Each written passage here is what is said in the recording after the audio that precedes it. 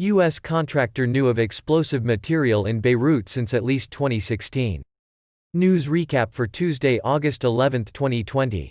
Last Tuesday, 2,750 tons of ammonium nitrate exploded, damaging buildings across a wide swath of central Beirut and killing more than 150 people. Click the link to read the related article and watch the video coverage. An American contractor spotted and reported the potential danger at least 4 years ago, but U.S. officials denied they were aware of the findings until last week, after the blast. By Maria Abby Habib and Ben Hubbard, The New York Times.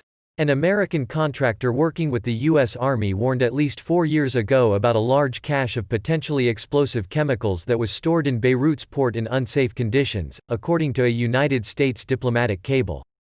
The presence of the chemicals was spotted and reported by an American port security expert during a safety inspection of the port, the cable said. Current and former American officials who have worked in the Mideast say the contractor would have been expected to report the finding to the U.S. Embassy or Pentagon. The chemicals, 2,750 tons of ammonium nitrate, exploded last Tuesday, Lebanese officials have said, shaking much of Lebanon, damaging buildings across a wide swath of central Beirut, killing more than 150 people and leaving hundreds of thousands homeless. The blast fueled widespread anger at Lebanon's political elite and led to the resignation of the government on Monday. The fact that the United States may have known about the chemicals and warned no one shocked and angered Western diplomats, who lost 2 colleagues in the blast and saw several others wounded.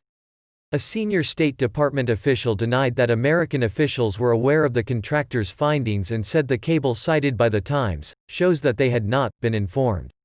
The official, who spoke on condition of anonymity to discuss a cable that was not public, said the contractor made an unofficial site visit to the port approximately 4 years ago, and was not at the time a U.S. government or State Department employee. The official said the department had no record of the contractor communicating his findings until last week, after the deadly explosion. The blast, which registered as a minor earthquake, tore through a number of central Beirut neighborhoods, destroying homes, shutting down 3 hospitals and leaving streets strewn with shattered glass and downed trees. It also took a toll on Western diplomats, many of whom maintain missions in Beirut, Lebanon's capital, and live in high-rise apartments with commanding views of the Mediterranean and of the port, putting them directly in the path of the explosion. The wife of the Dutch ambassador to Lebanon, Hedwig Waltmans Molier, died from wounds sustained in the blast, the Dutch Foreign Ministry said. She had been standing in her living room when the explosion occurred. A German consular officer, whose name has not been released, was also killed in the explosion. Many other diplomats from nations allied with the United States had their windows shattered and property damaged. The British and French embassies both sustained damage, and windows were shattered in the mansion where the French ambassador lives. When informed by The Times about the contents of the cable, some expressed surprise and outrage that if the United States had the information, it was not shared. If confirmed, it would be very shocking to say the least, said one Western diplomat whose apartment was damaged in the blast, speaking on the condition of anonymity in accordance with diplomatic protocol. The United States is one of the few Western powers that bases its embassy, consulate and diplomats well outside Beirut. The heavily guarded American diplomatic compound in the mountain town of Aukar is about 8 miles from the capital. While many European diplomats live in apartments in central Beirut, many of which were heavily damaged in the blast, the United States requires all of its diplomats to live in the embassy compound and follow strict security procedures when they leave.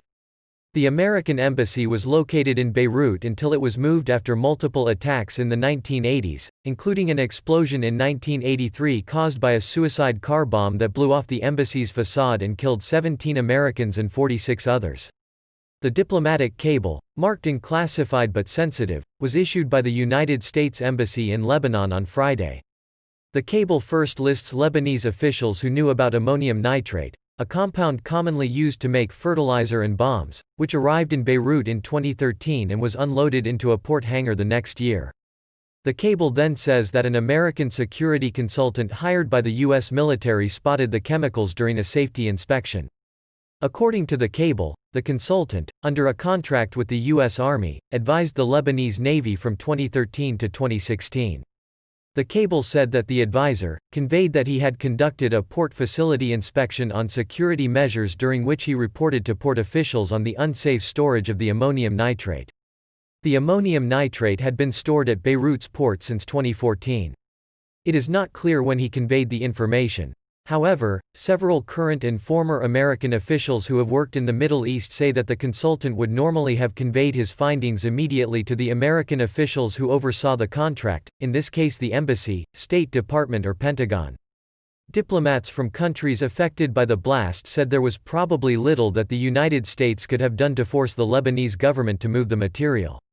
Lebanese port officials had also asked repeatedly that the chemical be moved, to no avail. Ammonium nitrate is a highly explosive material used for fertilizer and also highly valued by militants to make bombs. Bombs made with ammonium nitrate have caused some of the worst casualties that American forces have sustained in Iraq and Afghanistan. Just 100 pounds of ammonium nitrate can rip through a military convoy, causing significant casualties. The cable also expressed doubt about the Lebanese government's initial explanation about what ignited the ammonium nitrate, that a fire had started in a nearby hangar filled with fireworks and then spread, causing the more devastating ammonium nitrate blast that damaged much of Beirut. Instead, the cable raises the possibility that ammunition stored at the port may have created the force needed to set off the ammonium nitrate explosion. The cause of the initial fire remains unclear, as does whether fireworks, ammunition or something else stored next to the ammonium nitrate might have been involved, the cable states. American officials floated the idea that an ammunition depot may have set off the explosion days after Lebanese officials pressed the fireworks theory and issued multiple denials that ammunition stored near the blast was to blame. Over the weekend, Defense Secretary Mark T. Esper said that the American government was still unsure about what had caused the accident and that it might have been a Hezbollah arms shipment that blew up. Hezbollah's chief, Hassan Nasrallah, in a speech last week, denied that its arsenal had anything to do with the blast. "I categorically deny the claim that Hezbollah has an arms cache, ammunition or anything else in the port," he said. Hezbollah is known to be careful with its weapons caches and explosive material, diplomats said. If they were using the ammonium nitrate at the port for their own purposes, it would be unusual for them to store it so carelessly.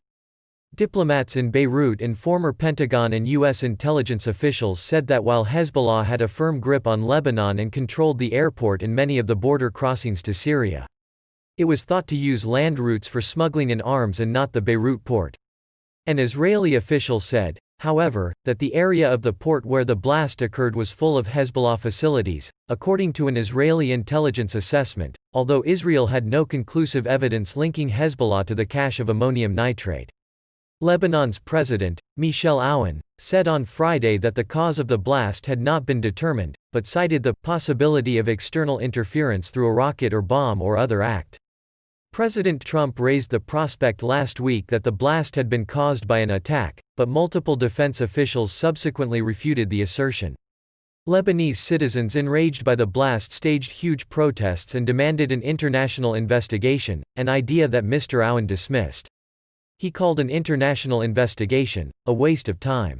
Mr. Nasrallah appeared to back the president, demanding that the Lebanese army conduct the investigation. Analysts said that Lebanese officials might be blocking an international investigation to hide larger problems at the port, which is controlled by several political parties, including Hezbollah. Why the Lebanese government may not want an international investigation is because perhaps they don't want to expose the extent of their incompetence and corruption, said Brian Katz, a former Middle East military and terrorism analyst for the CIA, who left his post last year. Each party has a share of the port and uses it to smuggle all sorts of contraband, like weapons, automobiles and cash. The United States Embassy notes that many Lebanese do not support an investigation by their own government because of their lack of faith in the system. The government would essentially be investigating themselves, the cable concluded. Laura Jakes contributed reporting. Click the link to read the related article and watch the video coverage.